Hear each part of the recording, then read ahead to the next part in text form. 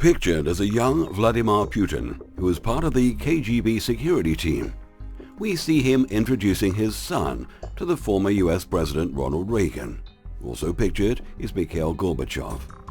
Vladimir Putin came to power with the sponsorship of Boris Yeltsin. Yeltsin came to power with the sponsorship of the Russian oligarchs. For millennium, the cabal has been using the Hegelian dialect.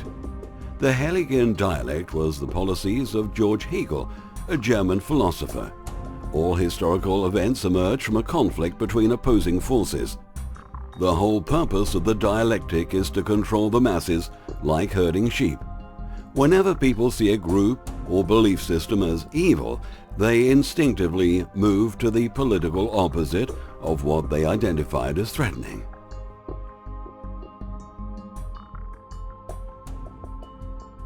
The order has either set up or penetrated just about every significant research, policy and opinion-making organisation in the United States, in addition to the church, business, government and politics. The evolution of America reflecting individual opinion, ideas and decisions at the grassroots is simply not true.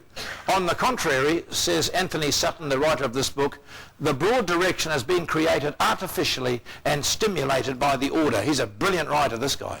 Next, please. Here it is. Now what's this one? The order follows the philosophies of George Hegel, a German philosopher. All historical events emerge from a conflict between opposing forces. Excuse me, everybody. You must have a conflict before we get the New World Order. Now he divides the world, this philosopher called Hegel, he says part of the world is thesis, the other half is antithesis, and when you bring them together that is called synthesis. Let's look at South Africa, shall we? Thesis, Nelson Mandela, ANC. Antithesis, Buthelezi, the Zulus. There is no chance of peace between the two groups. Henry Kissinger goes over there. The next thing he brings them together and they have the rainbow nation, the new South Africa. It happens. That is called synthesis. What else? America and Russia. America, thesis, Russia, antithesis. At a certain time in history, they come together and they now have a headquarters running space program together. It used to be, hate each other, they said, the axis of evil, they said, the evil nation, satanic and so on. Next thing you see Ronald Reagan next to Gorbachev.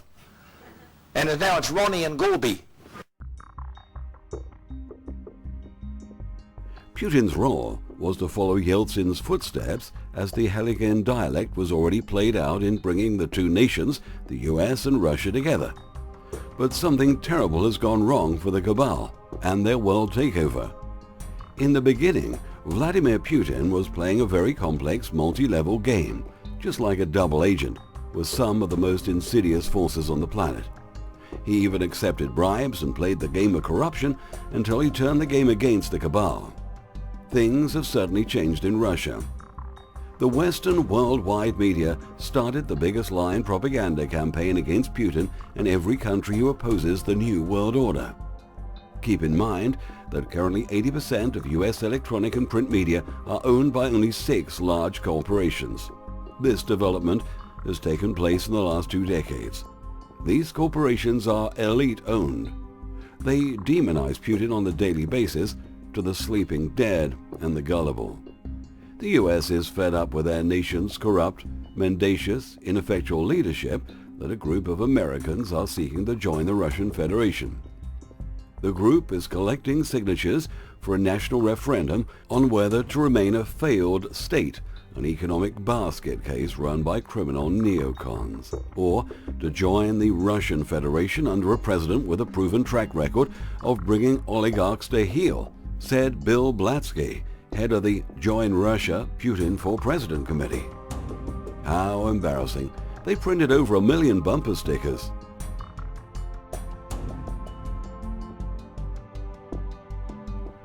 Top diplomat Christopher R. Hill says that Russia's response to the Ukraine crisis means that Moscow has betrayed the New World Order it has been a part of for the last 25 years.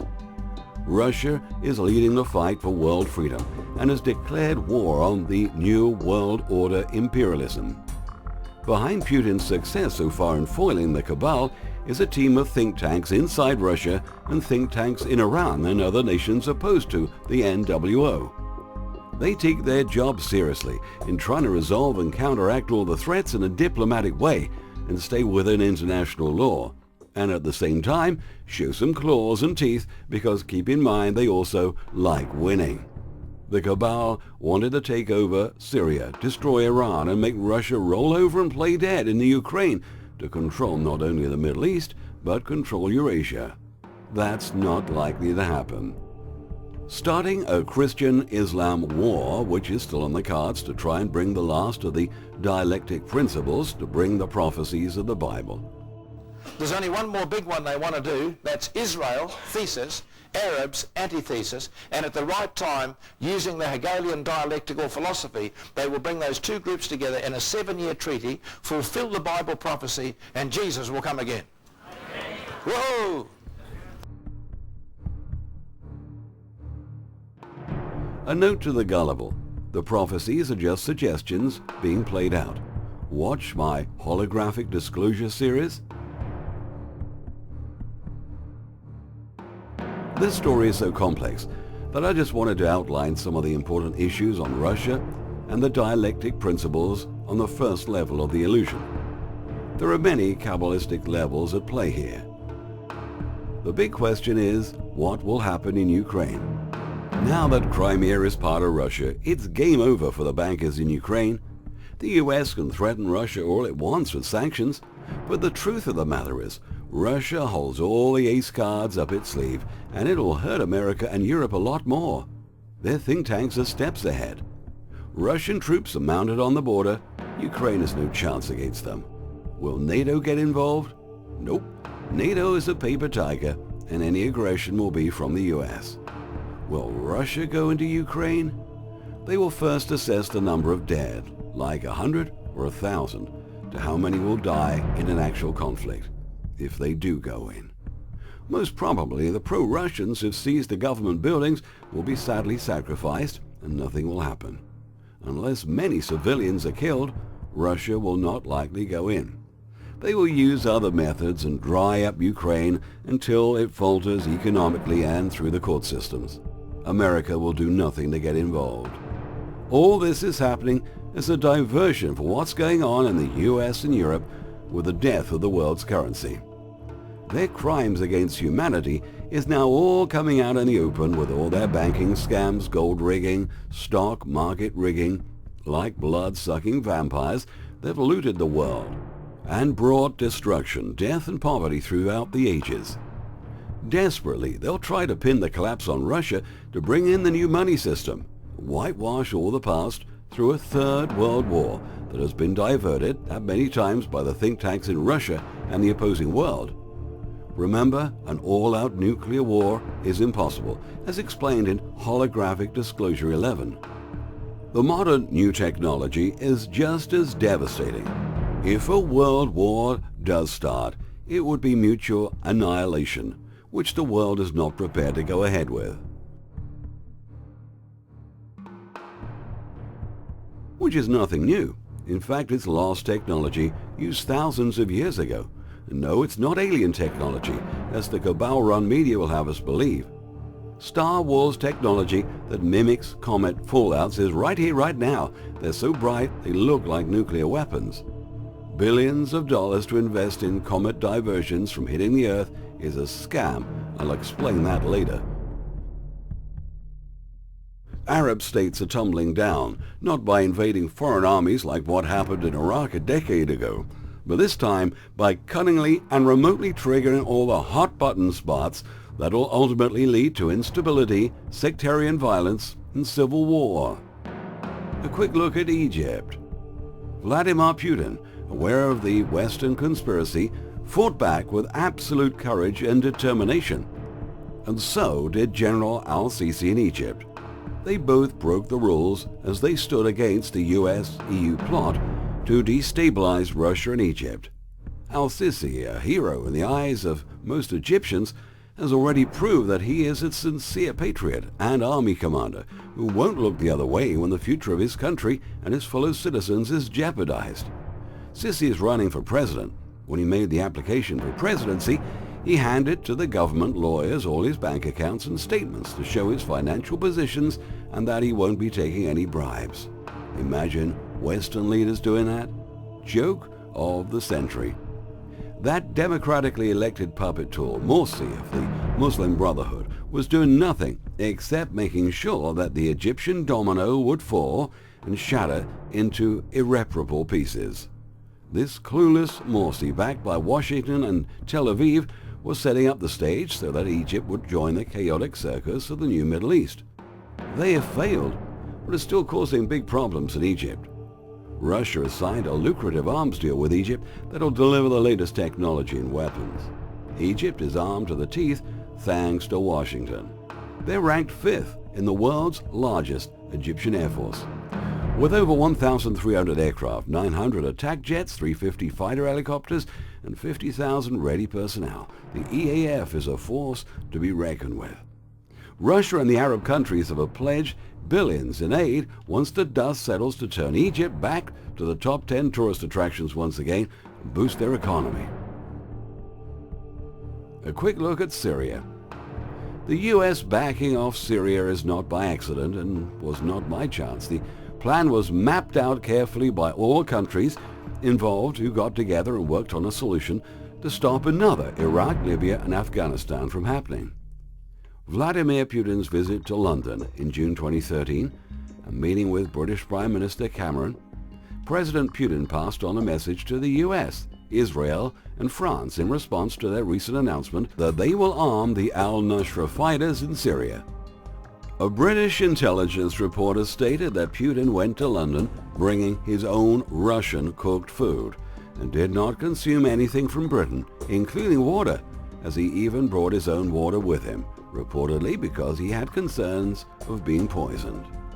The British intelligence site stated that Putin threatened to send other secret Russian-made weapons to Syria, which would tip the balance of power even further in favor of Syria, and reiterated that these weapons will not be used against Israel on condition that Israel will not participate in the war within Syria and neighboring countries. With the Russian Navy back in the Mediterranean and the Israelis threatening to attack their air defense weapons in transit, this gave the Russians no choice but to deploy all of their top-line weapon systems to protect their defensive deployment. Unsaid have been that any preemptive attack on the Russians would be dealt with in a full response so that the attacking party could then explain to its citizens once again why Syria was worth the devastation. Despite the media coverage, Syria has received the state-of-the-art defense and attack systems. The S-400 system has a range of over 400 miles and is considered more than a decade ahead of the most advanced U.S. counterpart. They're now working on the S-500s.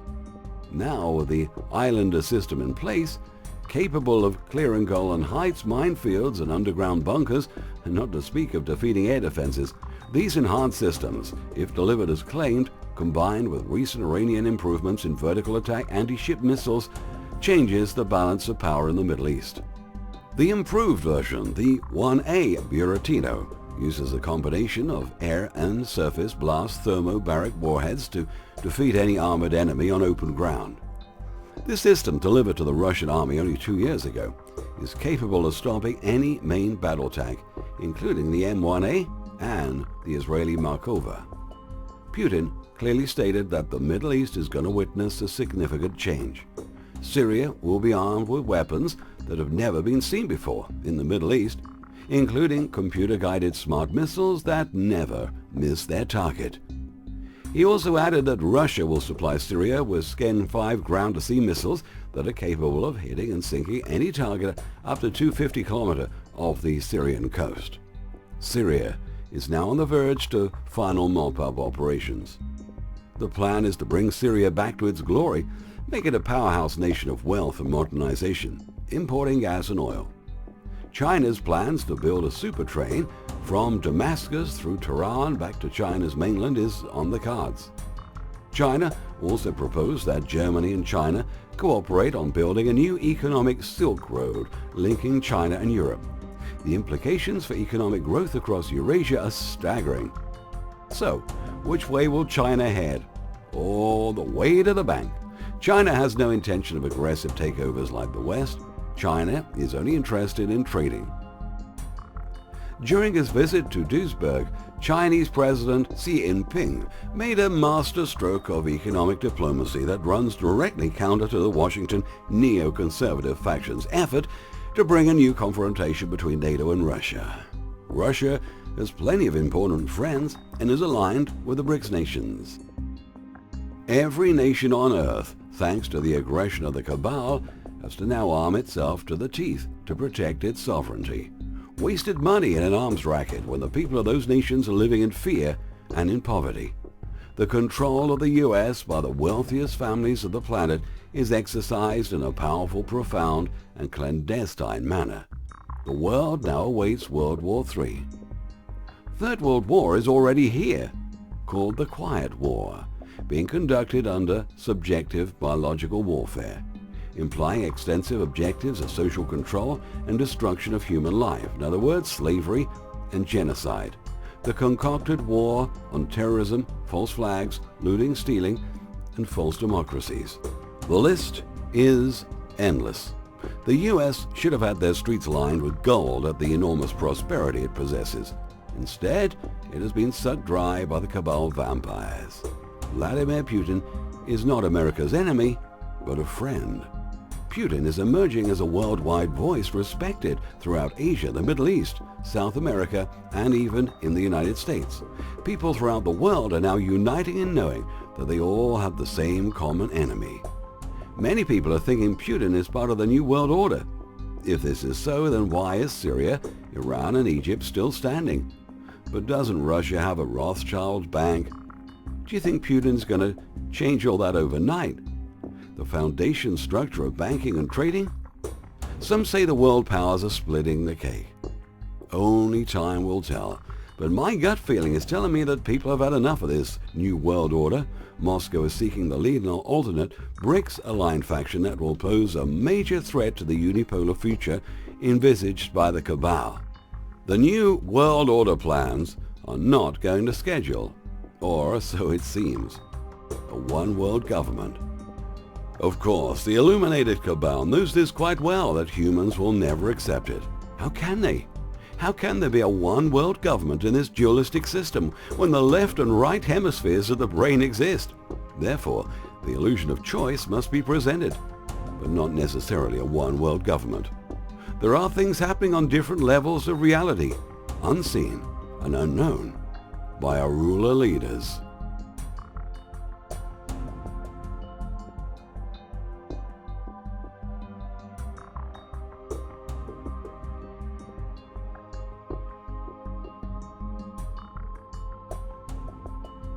In the 1990s, tens of thousands of Russian troops training in the US and Russian military hardware being shipped in very unusual high quantities.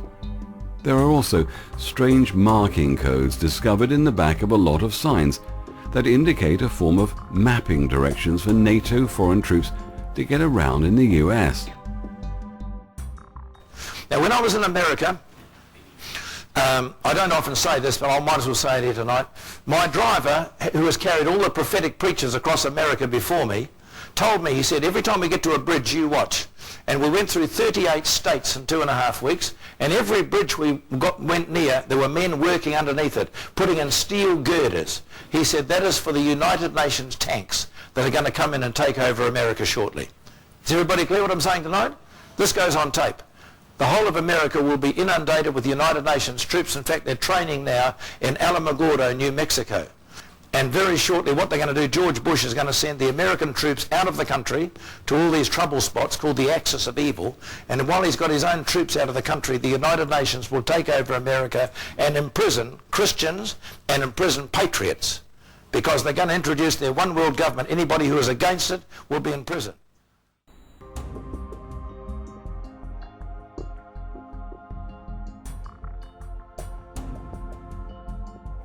One really needs to get a copy of top-notch researcher Jim Keith's Black Helicopters Over America, the endgame strategy to make this connection.